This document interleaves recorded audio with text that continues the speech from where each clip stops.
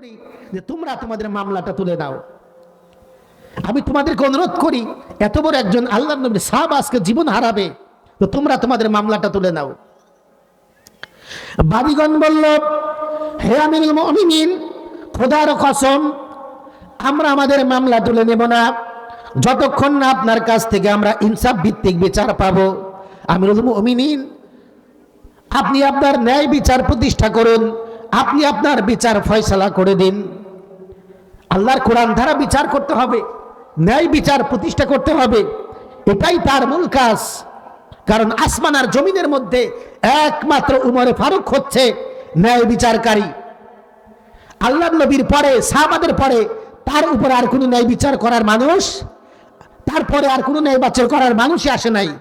এমন পরিস্থিতি, যখন সূর্য ডুবে ডুবে ডুবে যাবে যাবে ভাব, তার একটু আগে দেখলো মরু প্রান্তর থেকে কে যেন ছুটে আসছে। সুবহানাল্লাহ কইবেন না তাইলে? উমরে ফারুককে বলল, হে আমিরুল মুমিনিন, দূর থেকে দেখা যায় কে যেন আপনার দরবারের দিকে ছুটে আসে।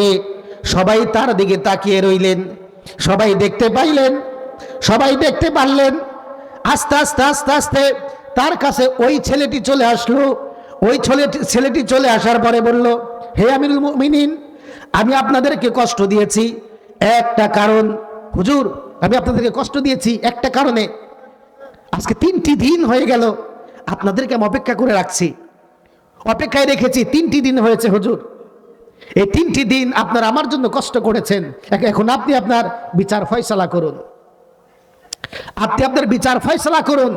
আমি আল্লাহর কোরআন ধারা বিচার ফয়সালায় দণ্ডপ্রাপ্ত হয়ে কিয়ামতের ময়দানে যেন জান্নাত পেতে পারি, এটাই আমার উদ্দেশ্য, এটাই আমার আশা, এটাই আমার আল্লাহর কাছে পাওয়া। জোরে বলি সুবহানাল্লাহি বিহামদিহি। তার এই কথাগুলো শুনে মামলার যে বাদী ছিল, 2জন ব্যক্তি যে বাদী ছিল, তারা বলে ফেললো, হে আমিরুল মুমিনিন, আমাদের মামলা আমরা উঠিয়ে নিলাম, যে ছেলেটা তার ভাইয়ের হককে বুঝিয়ে দেওয়ার জন্য স্বামীর মৃত্যুদণ্ডের আসামি হওয়ার পরেও সে বাড়িতে যেতে পারে, আবার বিচার ফয়সালা করার পরে আবার ভাইকে সম্পদ বুঝে দিয়ে আবার সে ফাঁসির রশির সামনে আসতে পারে। হুজুর, খোদার কসম, এটা আমাদের মনে হয় এই ব্যক্তি ইচ্ছা করে আমাদের পিতাকে কখনো হত্যা করতে পারে না। জোরে বলি সুবহানাল্লাহি বিহামদিহি। হে আমিরুল মুমিনিন, আমরা আমাদের অভিযোগটাকে উঠিয়ে নিলাম, আপনি ওকে খালাস দিয়ে দিন। আমিরুল মুমিনিন তার কথায় ওই ব্যক্তিটাকে খালাস দিয়ে দিলেন। আমিরুল মুমিনিন ওই ব্যক্তিটাকে খালাস দিয়ে দিলেন, আর ওই ব্যক্তিদেরকে বললেন যে আল্লাহ রাব্বুল আলামিন কিয়ামতের ময়দানে অবশ্যই আপনাদেরকে এর পুরস্কার দিবেন।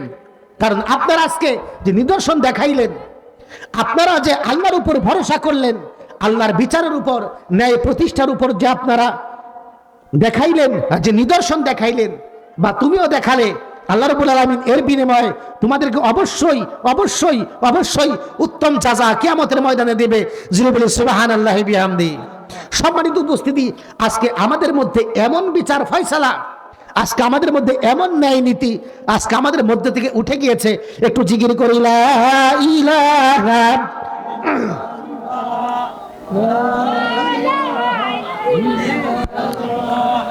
লা ইলাহা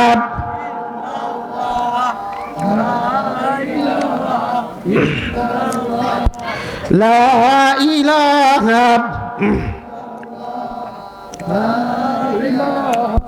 ইল্লাল্লাহ, লা ইলাহা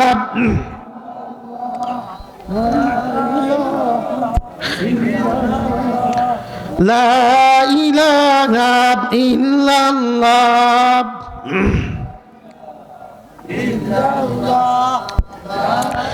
লা ইলাহা ইল্লাল্লাহ মুহাম্মাদুর রাসূলুল্লাহ সাল্লাল্লাহু আলাইহি ওয়াসাল্লাম।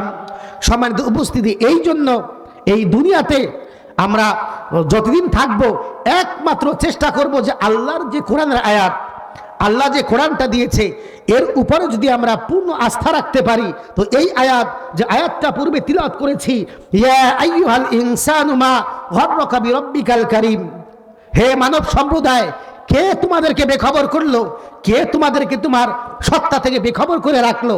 আজকে যদি আমরা এই সমস্ত ঘটনা থেকে যদি শিক্ষা নিতে পারি, অবশ্যই এর মধ্যে আমাদের জন্য মঙ্গল রয়েছে। আরেকটু জিকির করি, লা ইলাহা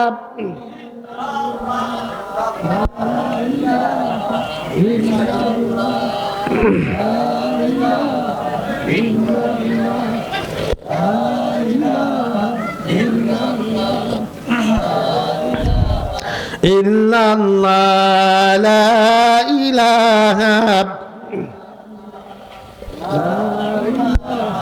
ইল্লাল্লাহ।